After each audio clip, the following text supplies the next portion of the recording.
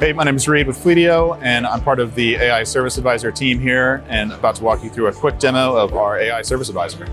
So I'll show two quick capabilities of our Service Advisor. We have our smart assessments and then prioritization as well. So with smart assessments, what we're doing is we're looking at every single service that's coming into Fleetio, scanning it and kind of giving a rating as far as the acceptability of that service. And the idea here is that we're trying to reduce the noise for fleet managers that are dealing with lots of different services, and also give them extra information on those services that require a second pass, require review, with all of the context of their fleet's data.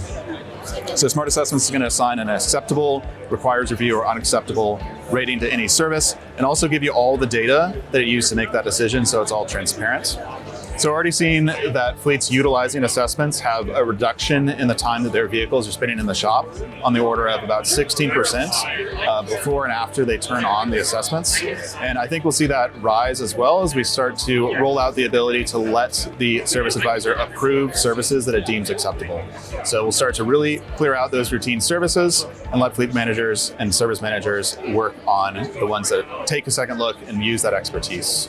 All right, and then our second capability I want to talk about is smart priorities. And with this, the service advisor is automatically going to assign a priority to new issues that get created in Fleetio. The idea being that that helps you prioritize that backlog, sort through issues, and actually resolve them a lot faster. Seen a lot of great adoption from this. One thing that we're also working on with priorities is we can prioritize the issue for you, and we're also going to start recommending the services to resolve that issue.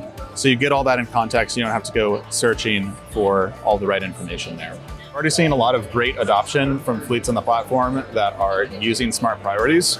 And in this month, we're actually going to see the service advisor assign more priorities than fleet managers have been assigning. So that's great. It's also leading to a reduction in the amount of time that fleet managers are getting issues resolved. So you get all that in context. You don't have to go searching for all the right information there.